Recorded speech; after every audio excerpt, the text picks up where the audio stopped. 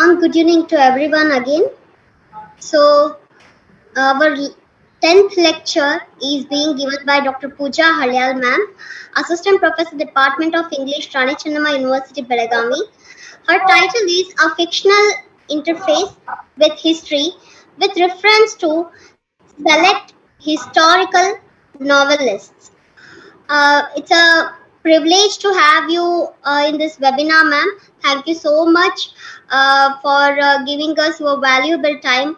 I warmly welcome you, ma'am. And I also welcome our Honorable President, Sri Nandan Shastri sir, and President Ms. Manali Momaya to the session. Now I request Ms. Manali Momaya kindly to introduce Dr. Pooja Halyal, ma'am. Thank you so much, Nidhi, for giving me this opportunity. We have had the fortune of listening to Pooja ma'am last year when we had a panel discussion on women-related issues. I do not remember the exact title of the panel discussion, but it was really a very fruitful discussion that day. And it is always a pleasure to listen to ma'am. Dr. Pooja Halyal is an Assistant Professor of English, Department of Studies and Research in English, Rani Chennamma University, Belagavi of Karnataka State, India. She is a first rank holder and gold medalist at both BA and MA in English Literature. She has obtained her PhD from Shivaji University, Kolhapur on the topic Feminist Consciousness in the Fiction of Indu Sundaresan. She has a rare distinction of having served as a governor nominated student, Senate member at Karnataka University, Dharwad. She is a teacher by choice and has a teaching experience of more than 20 years. Beginning her teaching career in 2000, she has 12 years of UG and 10 years of PG teaching experience. She has enriched her teaching with her research engagements too, with several research papers, paper presentations and publications to her credit. She has not just been an enthusiastic participant in many academic endeavors, but also organized quite a few conferences, seminars, workshops, and training programs. She has completed a minor research project titled Feminist Revisions of Patriarchal Myths in Select English Fiction, and is currently sanctioned with another MRP titled Fictional versus Lived Realities, a socio-literary study of representation of lesbians in select Indian English fiction. She has authored a book titled Feminist Interventions, which has been awarded Sarojini Naidu Award at the recently held All India Poetess Mega Convention 2023 at Belagavi. Congratulations, ma'am, on that. She also taken up women-centric initiatives during her tenure of 5 years from 2015 to 2020 as the Member Secretary of Women Empowerment Cell and Internal Complaints Committee of Rani Chennamma University, Belagavi. She is shouldering an additional responsibility currently as Assistant Registrar IQAC at Rani Chennamma University and has been crucially involved in its NAC accreditation of B+ grade. She has been a member of the board of BOS, BOE and BOAE and many other committees in the university as well as other institutes. She is on the editorial board of academic journals, and she believes in disseminating ideas and has delivered more than 30 invited lectures on varied topics, both online and offline, and chaired sessions in many academic gatherings. She is specialized in gender studies and Indian English literature. I do not think we could have a better speaker for this particular session. I once again welcome you, ma'am, on behalf of myself, Nidhi, and the entire team.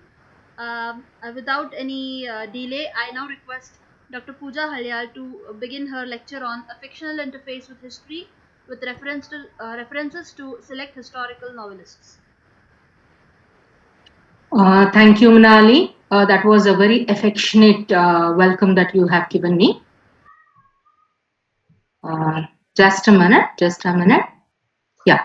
Let me first thank, because at the end I may forget, to thank the History Enthusiast Group, the chairperson, Professor Nandan Shastri, Manali Momaya and Nidhi Kati, who are just doing a yeoman service. Together, I think they make a big battalion of people voicing women's issues so vociferously.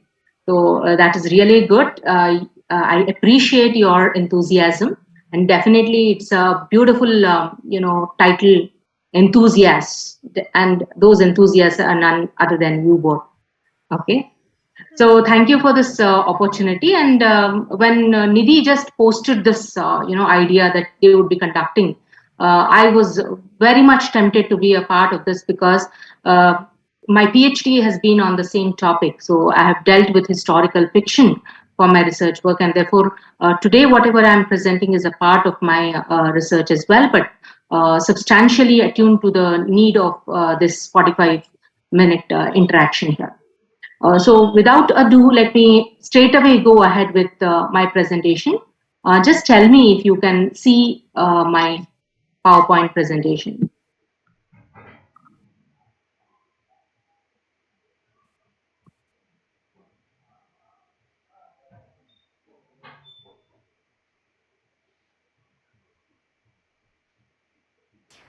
Yes, ma'am, it's visible.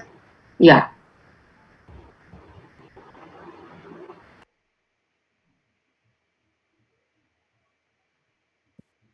So is this quite visible?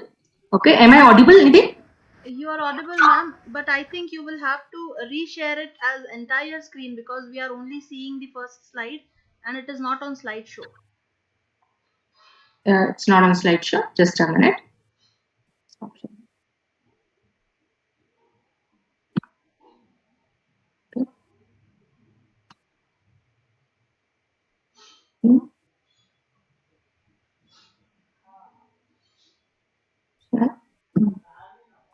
Now, is this visible? Yes, ma'am. Perfect.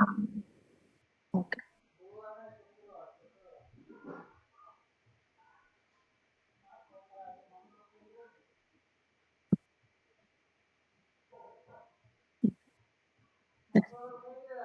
Yeah, so this is my topic, a fictional interface with history. And here I'm using some select historical novelists to exemplify the theory that I'm presenting here. So all through the few days, I think today is the fourth day, that we have been looking into this issue of writing her stories. We have seen that her stories are literally invisible. They are somewhere down the line muted, they are purposely erased, and if at all there are any presentations of her stories, they are vilified or falsified. So when we look into many of the representations of women in any of the literatures, be it history or sociological works or any kind of a writing that has come down to us, we get into questions as to whether is this the life of women that has been led by them, or how have these women who have suffered so much of oppression have spent their life. Or when we look into our own mythology, we often get a question as to why Sita never asked questions, or why Draupadi was not more vociferous. We begin to feel that maybe the women's voices have never been represented as they were. They have always been taken over by the men who have spoken for women. So his stories are always rampant everywhere. So we need to find out these her stories. And what are the ways to find her stories in these histories has been a major contention. And when we think about this issue, I found that if not for the mainstream histories, recorded histories, which has been recreated through archives and all, why not go into an arena of history or a bylane of history through fiction, see whether women can be represented here. The major problem here is when we look at mainstream history and when we think of historical fiction, we always feel that history is a factual representation, whereas fiction or historical fiction or whatever kind of fiction, as in itself suggests, is quite imaginative and therefore untrue. So this bifurcation of truth and untruth, shared by history and fiction, can this be bridged and somewhere can we define an area where women's voices can be actually represented in a truthful way, in an acceptable way, and whether those unmuted voices can they be unmuted though in a fictional way. And if history and fiction can be again rethought, what is the difference between them? So when I went into interrogating this for my research work, I found that the recent postmodern theorists have almost collapsed the differences between history and fiction. History is no longer a record of pure facts, but rather is treated as fiction. And fiction is no longer treated as just imaginary, figmentive kind of a presentation at all. Because when we talk about historical fiction, these fiction writers do not, bring something from the air and present it, but rather they try to, build their fiction through the historical archives that the historians themselves have used, but the way they have presented them is slightly different. So how this theory has been built, I would like to present this because this will be very useful for the research who will be continuing in this area. I'll give you the theory of how this history and fiction have been merged and how today historical fiction has been very seriously considered and how this arena has been taken up by the feminists and utilized it to create or rediscover women's voices and their stories. So my overall presentation would be on these lines. I have tried to give a common understanding of what is history and what is fiction.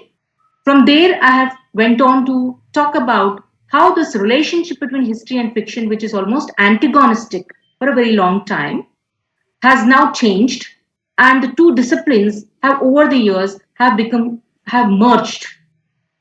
So there are a lot of intersections now with between history, fiction, and feminism. And this intersection has given us, a space where her stories can be carved out from his stories.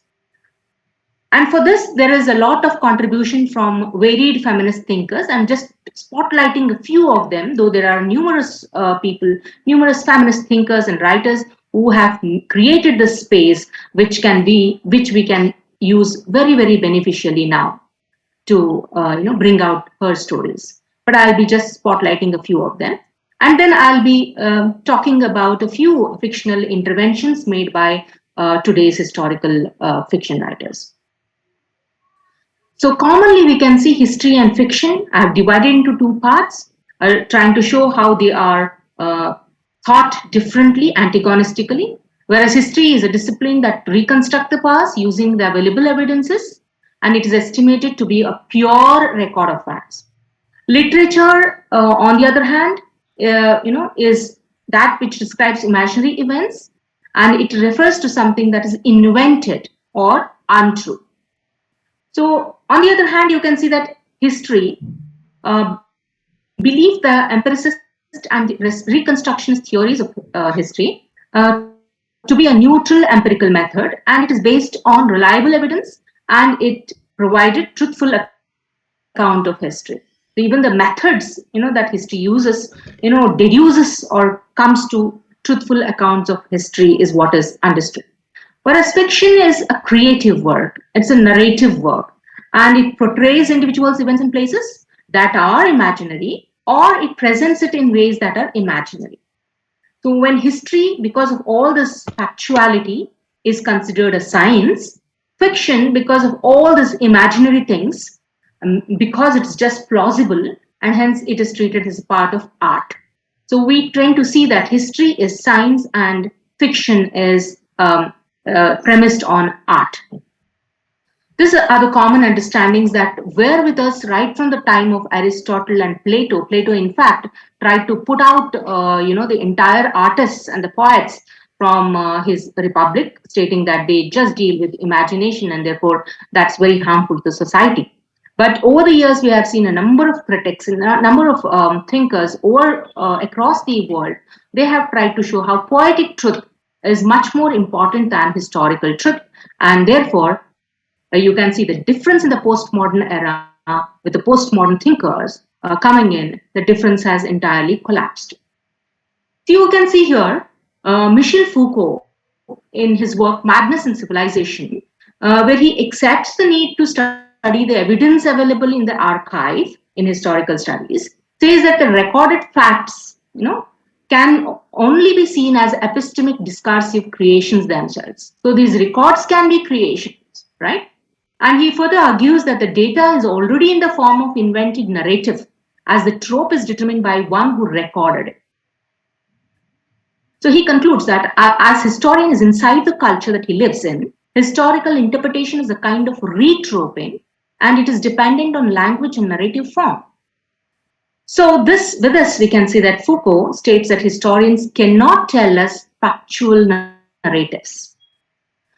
To substantiate him further, I have Hayden White, whose deconstructionist view of history presented in Metahistory, wherein he says that a historian performs an essentially poetic act in which he prefigures a historical figure and constitutes it as a domain upon which to bring to bear the specific theories he will use to explain what was really happening in it. So he illustrates that history writing is basically an act of the present. The historian is writing about the past, but he's presenting it in the present, and therefore historian is an interpreter of the present while quoting the past events. So the past is again deconstructed in the mold of the present scenario, and therefore, again, the writing of history is also a narrative and is also one of the forms of art. Another historian, Edward Hallett Carr, in his What is History, a very famous work, also says, you can, if you please, turn history into theology by making the meaning of the past depend on some extra historical and super-rational power. You can, if you please, turn it into literature, a collection of stories and legends about the past, without meaning or significance. History, properly so-called, can be written only by those who find and accept a sense of direction in history itself. So he merely says that there should be a sense of direction, depending on the archives that we have got, that a historian can present. But depending on the historian's attitude, it can either become theology, history can be converted into literature, so on and so forth. So the malleability, of history by the historian is openly presented here by Carr. A historian, therefore, has an uphill task in verifying the facts because the primary source he relies upon in his writing might be more imaginary than factual. So ultimately, they talk about even if you validate the evidences, still those evidences could be imaginary. So here, the questions on objectivity of history writing comes to the fore. So we can see that a historian will still be selective in what will go into his narration. Right? So it is a subjective element of the historian himself that enters in his history writing now. So like any historical fiction writer, the intention in writing history is the qualifying criteria in the choice of only those which suit his scheme of writing history. So just like the fiction writer also selects what he wants to present and what suits his ideological apparatus, similarly the historian also does the same. Hayden White points out how a historian also follows the same process, collating the events that have occurred so as to draw a story out of them. And so history writing is not free from the writer's subjectivity, he straightaway states. I have brought in another historian here, Arthur Schlesinger, who writes in Nothing Stands Still. Even the most matter-of-fact historical writing, the process of inquiry is one of incessant selection, of determining which facts are important and which trivial. And the choices may rest upon certain criteria of importance and triviality which are implicit in the investigator's mind. So again, the subjectivity is very clearly brought out here. And this selection, of what he should present and what he should eliminate, it is as per the historian's framework, and hence it is ideologically motivated. So the earlier speaker also was trying to speak about this kind of subjectivity in history itself. And this ideological motivation was also a part of his discussion.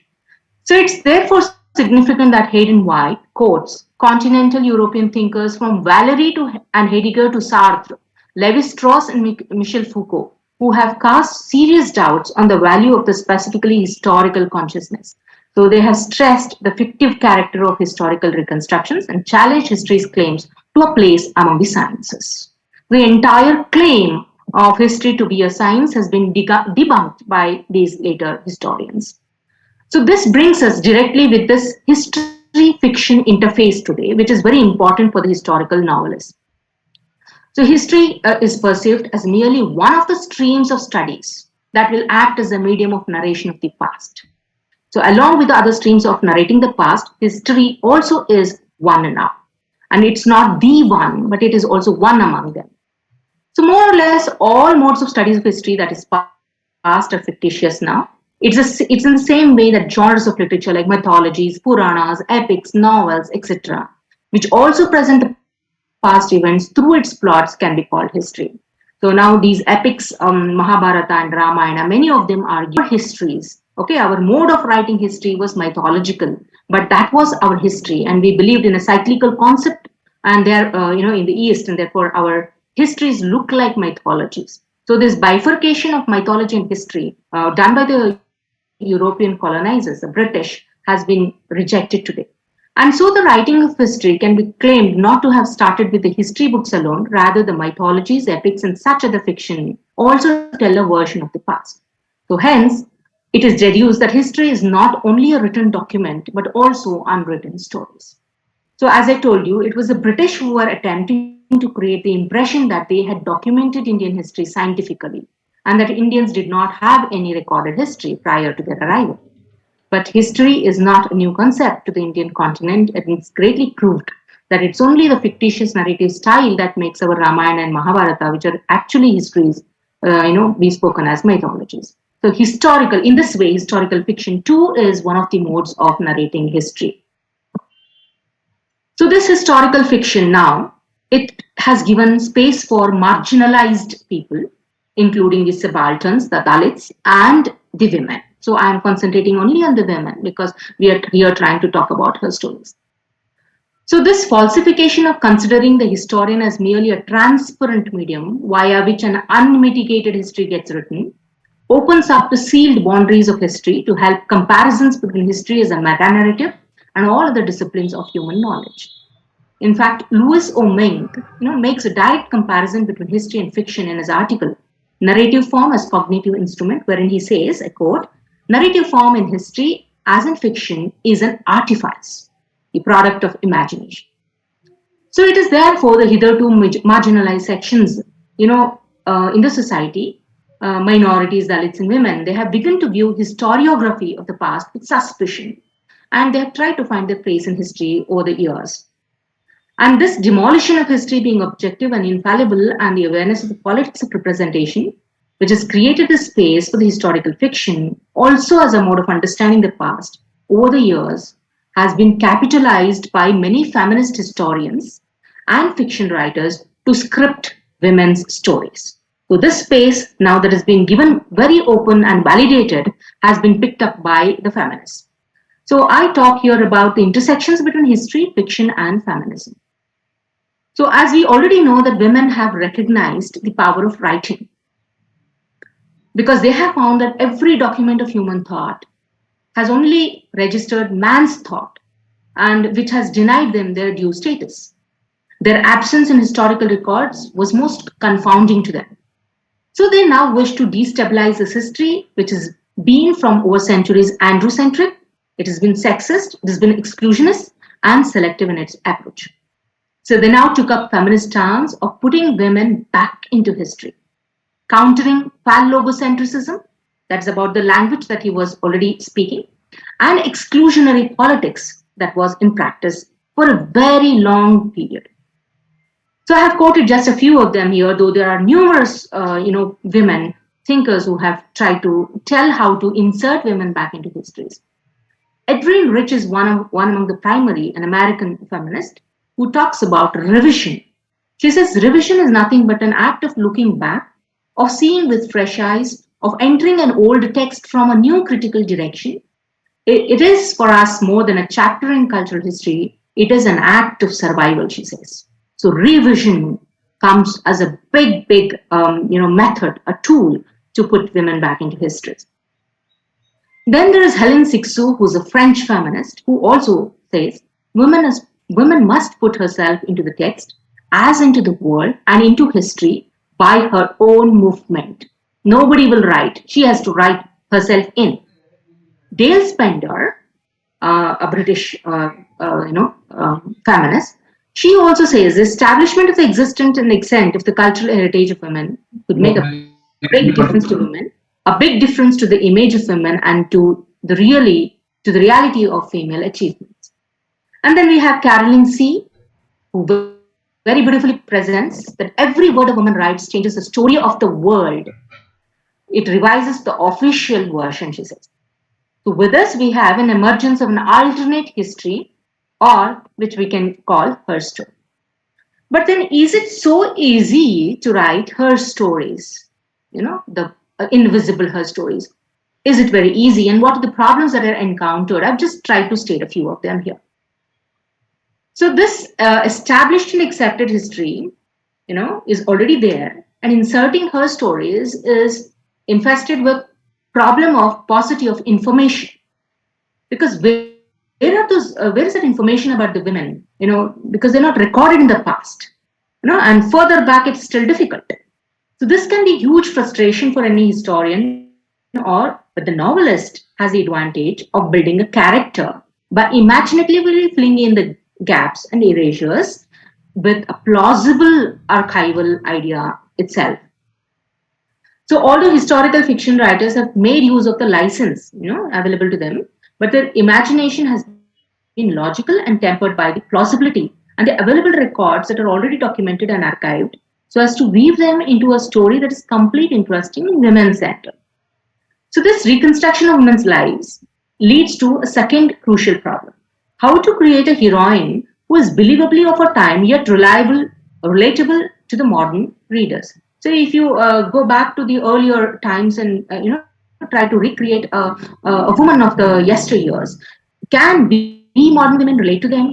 Do we really understand what the problems were, or do we underestimate her agency? How to make these women relatable is another second problem. Because however strong these women were then, the older women, they were still the people of the times they lived in. They cannot be expected to function with a full-blown feminist awareness and strategizing to have their own ways. So how do we do it? So the women of the past, could not have this idea of a liberated, equal opportunities attitude that we have today.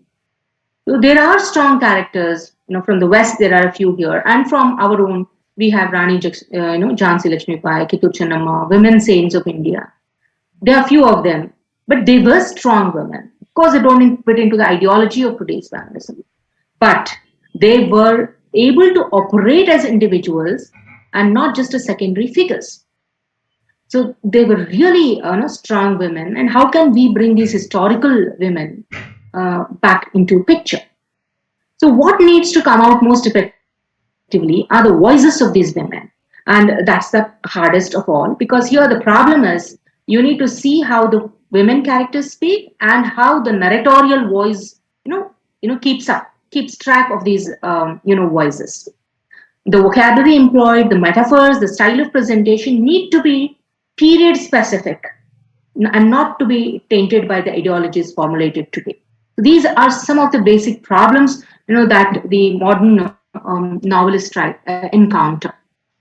So here there is Gerda Lerner, who is another, feminist writer on history writing. She gives us two ideas. She talks about two kinds of histories. One is a compensatory history and the other one is a contribution history.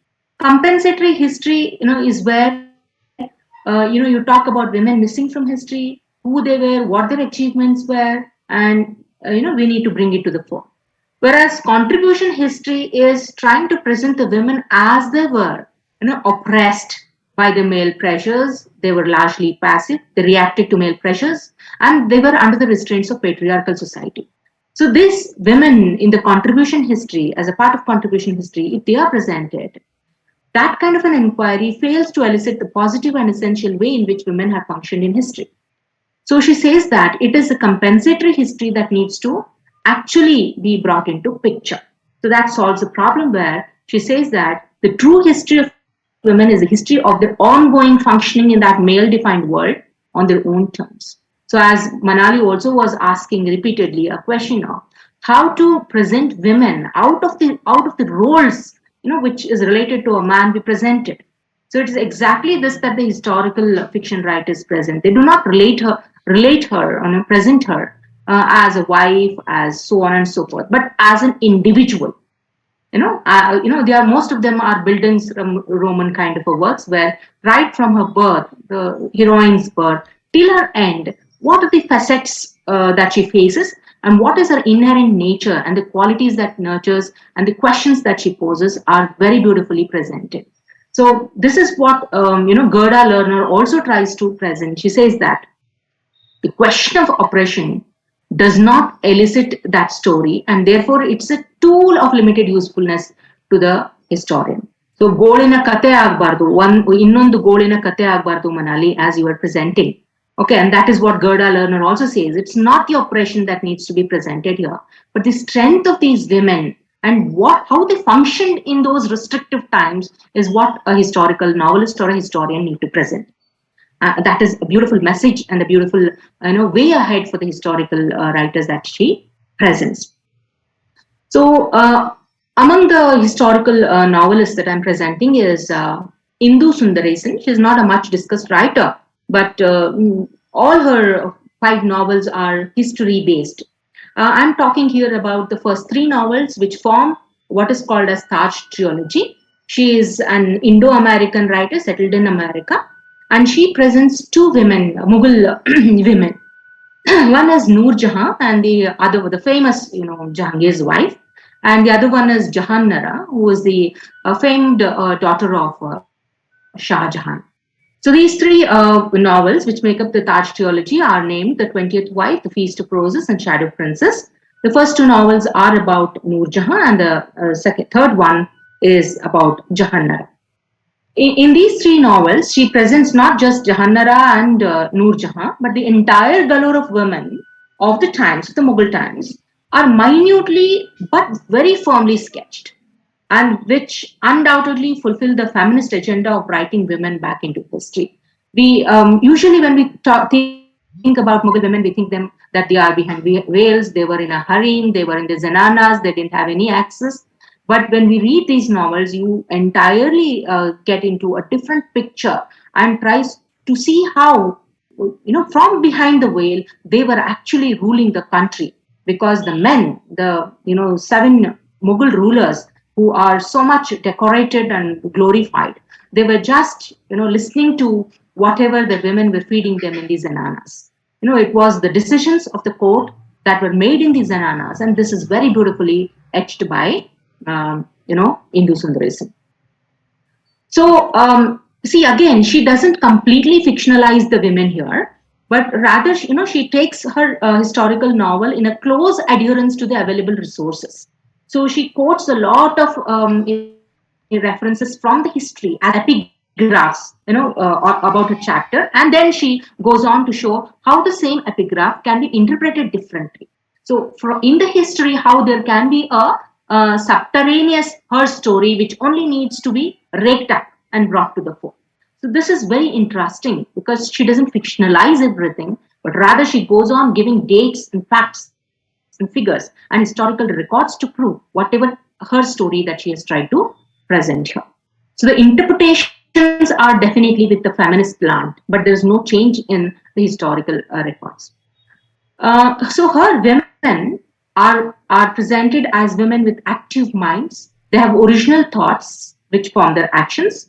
They are assertive, and within their own areas of power, they do not just usurp the male preserves. They do not do that. But within whatever area of power that they have, they are very assertive, and they see to it that they influence the power politics in a very considerable way. So you can see that Noor Jahan had actually coins, minted in her name. She had a lot of architectural wonders that she created. She had money of her own. She had currencies, in her name, stamps issued in her name. So this is something unbelievable when we think about a woman who was behind the veil, right? And how could she wield such power? Because she was in a zanana, and she was the 20th wife. She was 34 when she 34 is quite an age for an old woman whom nobody would think of marrying. Forget an emperor marrying a woman of 34 years. So Noor Jahan was not just a beauty that Jahangir married. In a mature age of 42 years, he marries Noor Jahan for her intellect. And that is Noor Jahan here. Otherwise, in all the historical records, it's the beauty of Noor Jahan. Her veiled beauty and her features and the way she, seduced, Jahangir, kept him in her control. These are the kinds of vilified images of Noor Jahan that are so rampant. And Noor Jahan's reading gets us at this woman who had the daring to go for a second marriage with the emperor and being wished into marriage by himself. And then after marrying, she went on to become the empress, and who ruled and was a real strength of Jahangir himself. So you can see here that it's the emotions, the feelings that are presented more strongly. Otherwise, in most of the histories, it is and the kind of property, the usurpations that these kings made, the kind is, she talks about childbirth, because childbirth then was a big thing. Infant mortality was its highest. In those times, mothering 14 children itself by Mumtaz Mahal was a great thing. So every motherhood and every birthing was itself a kind of a battle. And this is women's experience, and it needs to be brought to the fore. So her, narration is entirely women-centric here.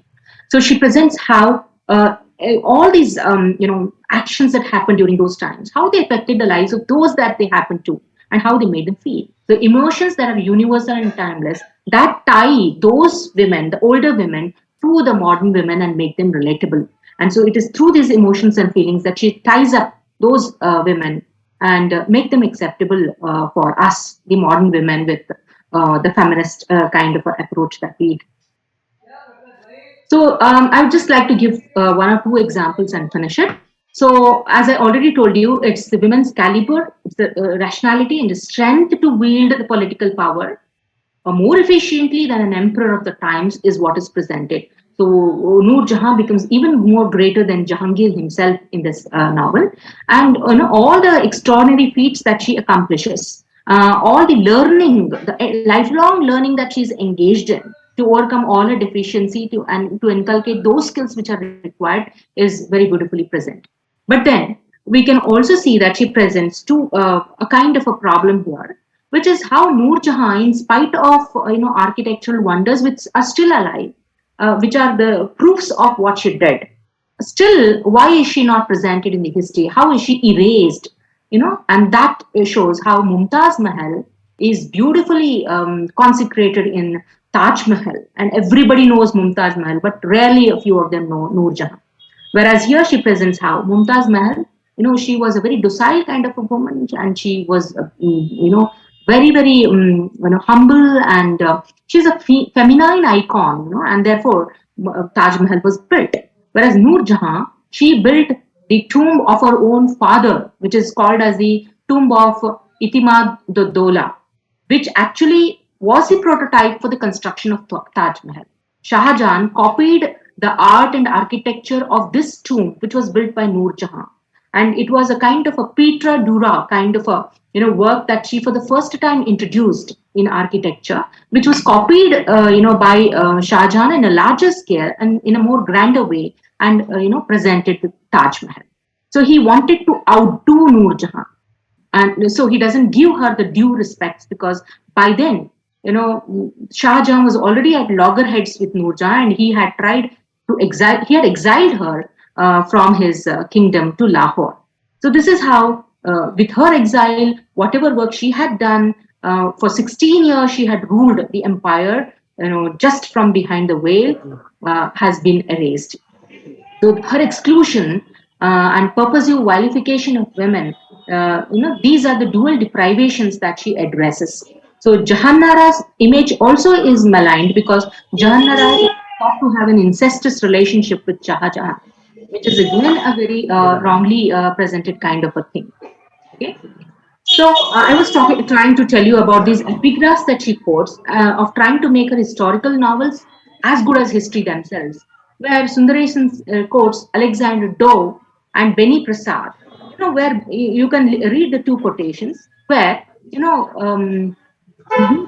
is presented as a seductress, and she is, like most of the women, presented in an archetypal mold of a temptress, and Salim, that is Jahangir, as an innocent victim of her charms, and very much in the tradition of projecting desiring women as wicked and scheming out to malign and derail men. So this has been commonly presented in history, and she presents those sources here. But she counters these falsifications and presents her in a new light, wherein she shows how the three meetings before marriage with Jahangir, between Noor Jahan and Salim, they are chance encounters. She never went to him to meet him. She never went to seduce him, but they just happened to meet, and it was destiny that they married later on. So every allegation on Noor Jahan, has been repudiated by Sundara Sen in a very convincing manner, and therein we can see the beautiful two women who come out. So another historical women writer is Chitra Banerjee Divakaruni, and it's very recently, 2021, she presents her first historical novel, and which is called The Last Queen, which speaks about the lost queen, that is Rani Jindan Kaur. So we know about Raja Ranjit Singh, who's a lion of Punjab. We know about his son, Raja Dalip Singh, but we haven't heard about Rani Jindan Kaur, which actually formed a kind of a strong woman leader of the Punjabis, holding on to Punjab, which was breaking up after the death of her husband, Raja Ranjit Singh, and also bringing back Dalip Singh, from England, almost colonized Dalip Singh from England, and trying to reinstate him back into his Sikhism and back into his, Indian identity, a native identity. So this, kind of an effort by this Jindan Kaur was actually a kennel dog trainer's daughter, and who also marries, this Raja Ranjit Singh, becomes his last wife almost in a very young age. But she is able to, gather all the forces and do her yeoman service. That has been completely nullified in the history. And therefore, Chitra Banerjee Divakaruni brings her back. And then a beautiful statement at the end of the novel where her son, Dalip Singh, when after her death, when he is sending the last of her ashes into the sea as per her desire, makes a statement, I quote, "People revered his father as a lion of Punjab, but his mother is the one they should have called lioness." In her way, wasn't she braver than Ranjit Singh? Didn't she fight greater obstacles? So with these words, we know clearly that Chitra Banerjee Divakaruni, like Indu Sundaresan, was trying to write her story, and she has done it in a very powerful way. There are many other feminist writers like Devika Rangachari, who has written Queen of Ice, Queen of Earth, wherein she talks about Prithvi Mahadevi and Dida, who ruled in the early medieval period in the 9th and the 10th century. We do not know these names. There is Koral Das Gupta, there is Ira Mukhuti, Ruby Lal, Archana Garodia Gupta, and many other historical writers who are resurrecting historical heroines through their writings, and we need to give attention to them, and a lot of research needs to be done on them. So in the conclusion, I would like to use another historian here, McKinley Cantor, whose expectation is very wise. He says, the term historical novel has a dignity of its own and should be applied only to those works wherein a deliberate attempt has been made to recreate the past. And at the same time, fall in line with his idea that the prophet, the novelist, and the playwright command sublimer realms than those of technical history because they reconstitute life in its wholeness. So this presents how fiction can actually intervene into history and give more holistic, constitution of life, and bringing on parity both her stories and his stories. So achievement of an inclusive wholeness has been one of the objectives of feminist historical fiction, and utilizing the scope of this latest notions of the genre feminist historical fiction, we can bring back the absent women and their experiences alongside the dominant male versions. The hitherto lopsided histories can undergo fundamental changes to present a more holistic comprehension of the shaping of the history itself. So how are these recovered women? They are women characters who are not pathetic victims. They are thinking humans with sufficient agency, subversive too, and they have the capacities to fulfill their lives' wishes. So none of these historical feminist writers are judgmental about their heroines. They just present them as they are. So they do not succumb to without registering their own individualized resistance. So for every patriarchal restriction, there was a resistance. in a very subtle way, which has been brought to the fore. The stereotypical images of irrational, volatile, and delicate women that throng the literary landscapes are negated here. The assumptions of male superiority are exposed and antagonized. The feminist historical fiction offers more realistic, individualistic women free from the Devi demon diet, leading truer lives and conscious of their own conscience. So with this, I thank once again to the patient listening. If you have any questions, I'm open to your questions. Thank you. Thank you so much, ma'am, for this very enlightening and intriguing presentation and lecture. In fact, when we are talking about the Mughal Empire, you mentioned the names of Noor Jahan and Jahanara. I also want to draw the attention of the participants. We had something called the petticoat government during the Mughal Empire. The name itself is so derogatory. We do not call a man's government with any names. We just call it kingship. We just call it monarchy. And when a woman is ruling or when a woman has control of power, why do such names come up? We call them petticoat government. Or even in today's media, when we see the news, if there are two women fighting and if somehow it makes the news, jadegala jagala they say. It is so derogatory. Even today, when if there is somebody who is not, if a male is threatened, he's like, "मैंने हाथों में चूड़ियां नहीं पहन रखी है." So this the symbols which are related to women, they are also symbols of weakness. So how do we refute that? How do we negate that? Yes, Manali, I completely agree with whatever you are saying. There are a lot of these, sexist images that are hovering around us. The very presence of a woman itself brings in a lot of connotations with her, which has already been done. So decentering them, negating them, and coming out of it is difficult, but not impossible. And if we try not to do it, definitely they're going to stick to us like they had stuck for a very long time. But of course, today women are not quiet. They are posing counter questions. They are negating these. The kind of paper presentations that happened today in the earlier session, we could see that even memes were brought to the fore, right? So it's only by making these voices heard in the right manner that we can bring them, erase them or negate them. There's no other way. It's only when our voice, gets the same opportunity as them and comes out as strong as them that we can counter them. Absolutely, ma'am. I just want to add to this. And I think history enthusiasts, by presenting stories, is one of the ways of doing it. Thank you so much, ma'am. I just want to add to what you said. It happens very often that when something like this comes up, a proverb or a historical fact, something, and we try to argue with it. We say that no, this is wrong. What you're saying is wrong, and then the other person says it's not a big deal. Why are you making such an issue out of it?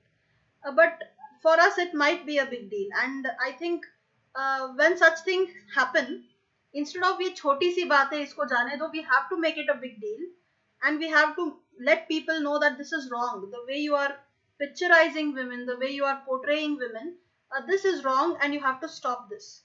So we should not stop.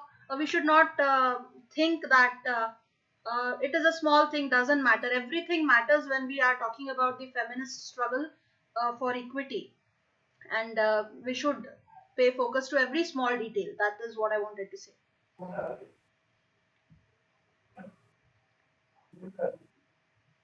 Yes, that is why a lot of gender sensitized programs are being held, and they should be encouraged to be held right from the beginning, from the home, at the school, going on. I think a new generation of men who can be gender neutral when they are thinking, that should be propagated, and more of these books where it's gender neutral kind of a discussion happening. Those should be made available, and people should be encouraged, especially the youngsters should be encouraged to read it. And I was telling you, the last two writers that I quoted in my presentation, those actually write young adult fiction. So they are trying to target the adolescents, and try to, bring in a different picture of a woman altogether into their minds. And this has to be done holistically. I think the media around us, be it the social media, advertising agency, or the television, uh, even here, a kind of a gender neutrality has to be consciously worked at, so that you know. For example, it is happening at a good rate, because today when we sit at homes and watch televisions, we see men, bringing a cup of tea, making food. There are images like this. But when I recollect, past 20, 30 years ago, as a child, when I watched, there were no such, scenes at all. It was always a woman in the advertising, washing clothes, cooking, and other things, whereas the man was a complete man, that kind of an ad. But today, times are changing. And with open kitchens coming in, men also contributing into the care, and the cooking and the domestic work, I think there are a lot of changes being brought in, but it still needs to penetrate into the society. The damage has been done for a very long time.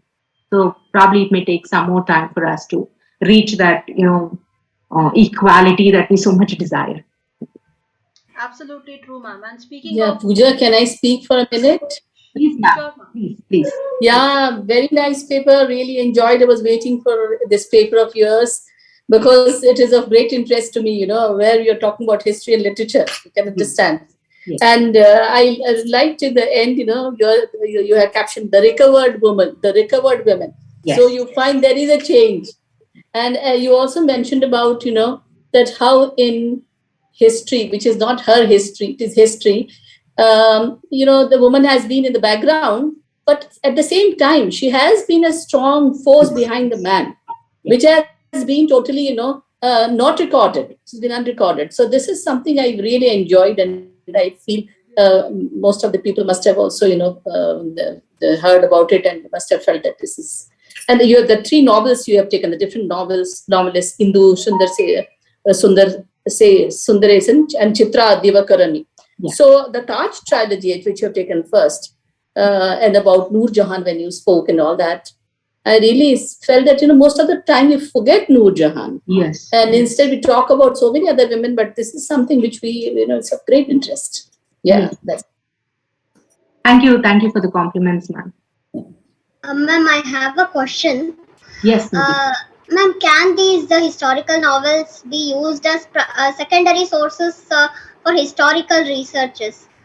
Because many of the times the guides, they don't allow the research scholars to use the historical novels of English literature or Kannada literature as secondary sources.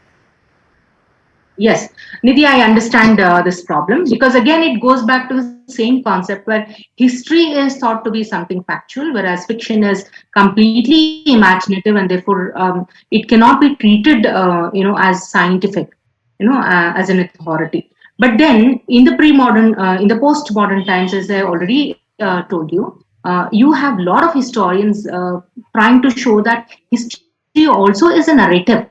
It is also one of the ways in which history can be recorded, and it's not the only way anymore. So in this multiplicity and plurality of times that we speak of intersectional studies, I think you as young researchers must overcome this kind of a bias against fiction, because history also has lots of gaps, gaps which you don't find answers to. Why did that particular thing happen, or why was that reaction not there? So how are you going to answer this? Will you leave these gaps just like that? No, there should be some plausible answers.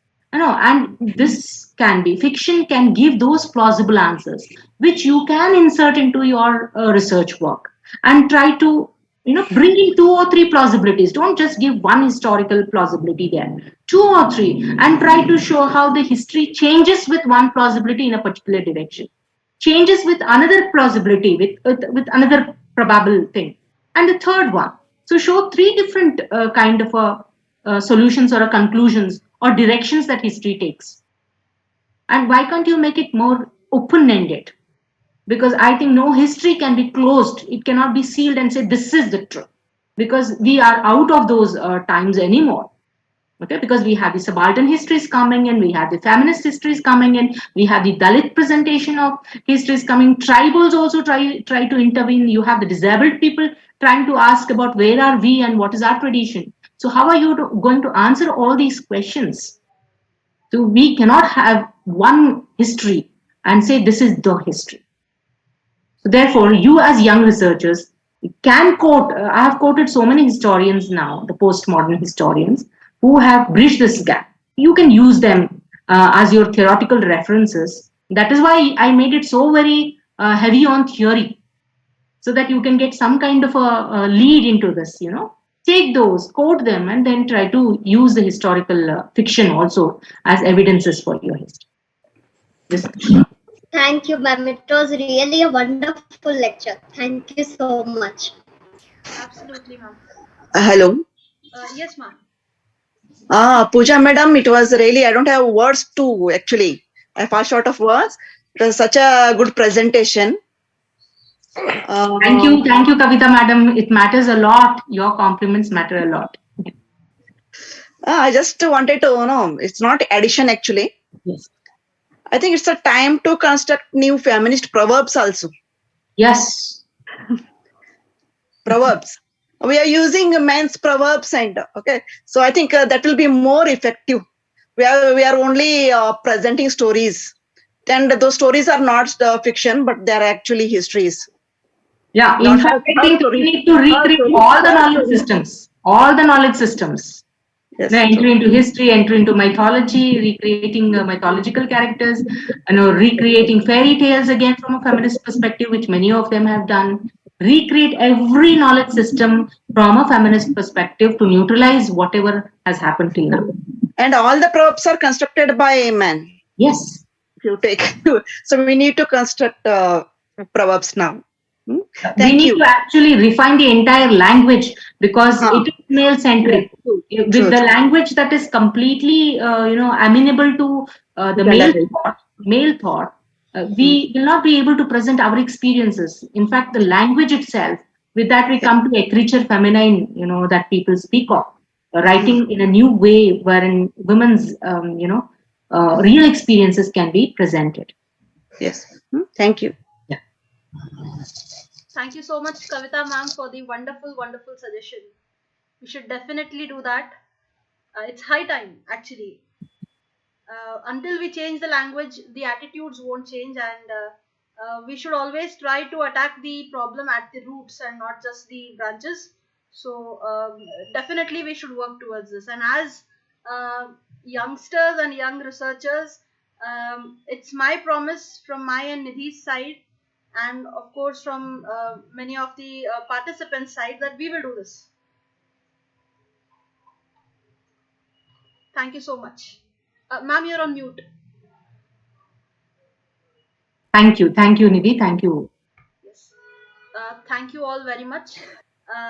Seeing that you both are good organizers. Thank you. Yeah, a lot of congratulations from. Big institutions cannot do such. It's a very and qualitative also. Thank you. Very quality. You do not have the time frames, the work frames that we have. That's a big advantage to both of you. You are just going freelancing. It's wonderful to see you both work like this, and very happy that I could contribute a little bit to your cause. Thank you. Not a little bit, ma'am. A lot. Congratulations and best of luck for your future also. Thank you so much, ma'am. Thank you. Thank you. So always you have been a support pillar to us, ma'am. You and Kavita, ma'am. We are always with support. you. Thank you, Our ma'am. team is always with you. Okay. Thank you, ma'am. Thank you so much. Seeing that we have exceeded the time limit, I think we should dive right into the next session, which is the paper presentation session. We will not end the meeting. I will just